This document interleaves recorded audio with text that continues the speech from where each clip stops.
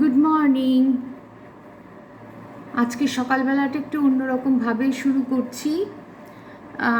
সাধারণত আমি এই সময় আমার হাজব্যান্ড অফিসে চলে গেলে একটু গান বাজনা প্র্যাকটিস করি, ওইটাই ভালো লাগে। কিন্তু আজকে ভাবলাম যে উল্টো করি, সন্ধ্যাবেলা লেখালেখি করি। আজকে উল্টো করি, সকালবেলাটা লেখালেখি করি, কারণ এই সময়টা খুব মনোযোগ হয়, খুব শান্ত নিভৃত থাকে। সন্ধ্যাবেলা আমার কাজটা, লেখার কাজটা সেরকম এগোচ্ছে না।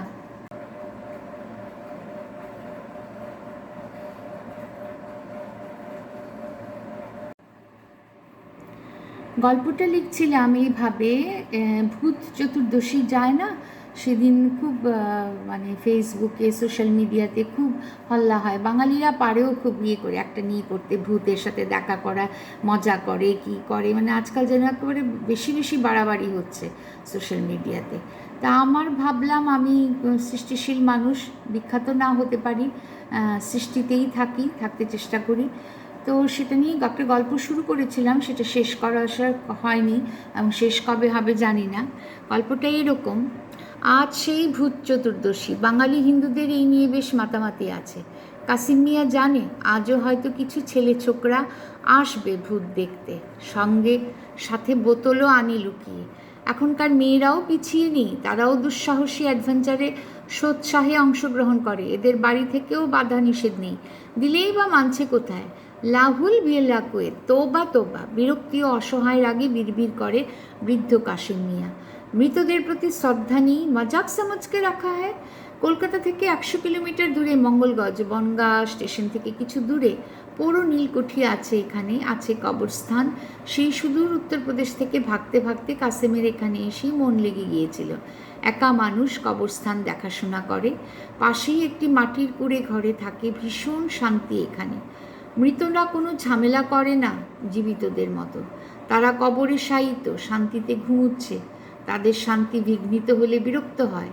কাশিম বোঝে তাদের ভাষা। দিনের বেলাতেই গা ছমছমে পরিবেশ এখানটায়। স্থানীয় লোকজন এড়িয়ে চলে জায়গাটি। কাশিমেরও প্রয়োজন নেই, এক ট্রাস্টি তাকে রেখেছে, তার চলে যায় ওই সামান্য টাকায়।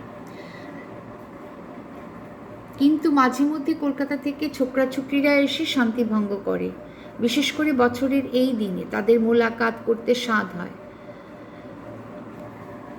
এই গল্পটা লিখছি, এটা নিয়ে বসেছি, এটা কিছুটা এগিয়ে রাখি। কি হলো কাশিম মিয়ার, কেন সে পালিয়ে এসেছিল উত্তরপ্রদেশ থেকে পশ্চিমবঙ্গের একটা সুদূর বনগার মতো একটা এদো গ্রামে, এবং লুকিয়ে রেখেছে একটা পলাতক আসামির মতো। কি তার ব্যাকগ্রাউন্ড, কি তার ঘটনা ঘটেছিল, সেগুলো নিয়ে আমি একটা গল্প লিখছি। সেটা ভাবলাম এখনই লিখি, আর একটু চা খেয়ে সন্ধ্যাবেলা গানের চর্চা করব। রান্না করব ঘন্টা দুয়েক পরে, এখন সকাল 9:30 বাজে। তো এখানে চিকেন মেরিনেট করা রেখে দিয়েছিলাম, আর রান্না করব, চিকেন করব। আর এই যে মাছ, হলুদ নুন মাখানো আছে। মাছের ঝোল করব একটু পাতলা, টমেটো আর কাঁচা লঙ্কা কালো জিরে ফোড়ন দিয়ে।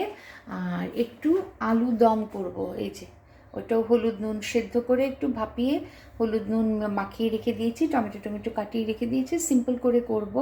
আর এই যে পেঁয়াজ রসুন টমেটো সমস্ত রেডি করাই আছে। বাস ঘন্টা দুয়েক আমি একটু লেখালেখি করব, তারপর 3 দিকে বসিয়ে দেব। এই কড়াইটা কালো হলেও এটা খুব কাজের, এটা আমি এত সাফ মানে ঝকঝক করতে পারছি না আর কি। এটার রঙটা ছিল সুন্দরী, আমি রোজই বকা খাই। রং কালো দেখে ভাববেন না যে এদের রঙই কালো, হ্যাঁ, নাথিং রং। হ্যাঁ, প্রত্যেকটা কড়াই খুব কালো হয়ে গেছে, মানে কালো ছিল আর কি, দ্যাট ডাজ নট মিন যে কালো আছে। তো আছে, কড়াইয়ের অভাব নেই। চিকেন করবো আরেকটাতে। রান্নাঘরটা একটু অসুবিধাজনক, রান্নাঘরটা যেখানে থাকি এখানে রান্নাঘরটা একটু স্পেশিয়াস না আর কি। এনিওয়ে, এখন এই বয়সে ঠাই নাড়া করবো না। এই যে ফ্রিজ, আর একটু চা খাবো, আর একটু কাঁচা লঙ্কা গ্রাইন্ড করে নেব, এই যে গ্রাইন্ডারে কাঁচা লঙ্কা দিয়ে একটু এটা মাছের ঝোলটা আর ইয়েটা করবো আর কি, কি বলে, মিক্সড ভেজিটেবলস আছে, গতকাল করে রেখেছিলাম একটু সর্ষে বাটা দিয়ে। সর্ষে বাটা তো সেরকম খাই না, সহ্য হয় না, বাট কাল করেছিলাম একটু। হ্যাঁ, তো দেখা যাক। আর মাছের ঝোল করবো, এগুলো পরে করব। ঘন্টা দুয়েক আমি একটু লেখালেখি করে নিই, একটু চা খেয়ে।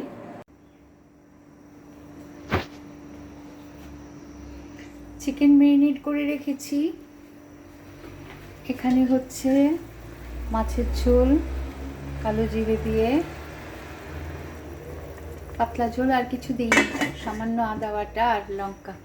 আর এখানে চিকেন করবো, এখন বসিয়েছি। এই যে পেঁয়াজ, এই যে তেজপাতা, দারচিনি, এগুলো একটু আলুর দম করেছি কড়াইটাতে, হ্যাঁ, পরে ফিনিশিং হয়নি এখনো। এই হচ্ছে রান্না চলছে, বাস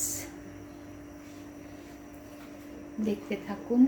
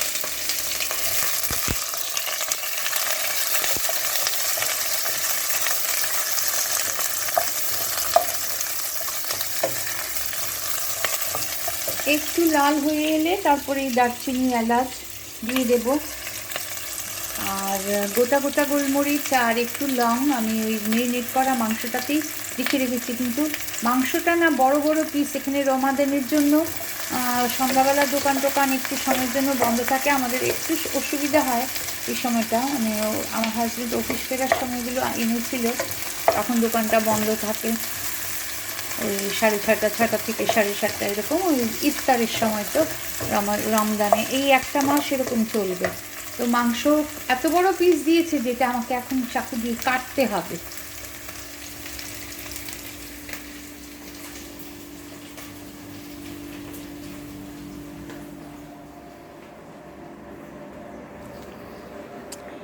আর কি রে বাবা,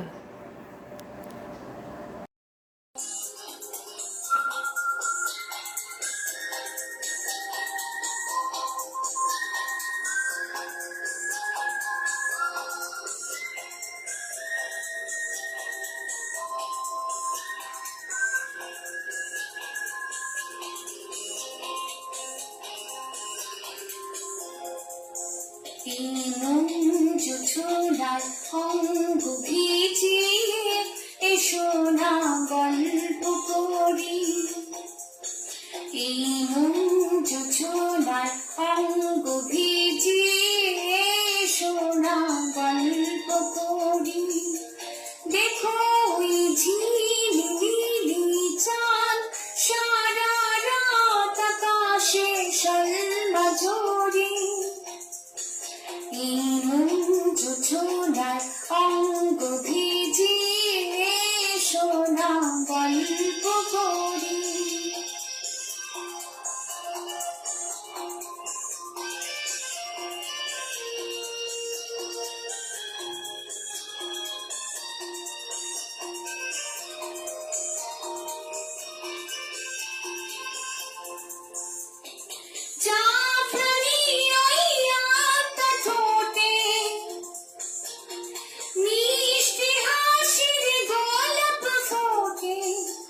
মনে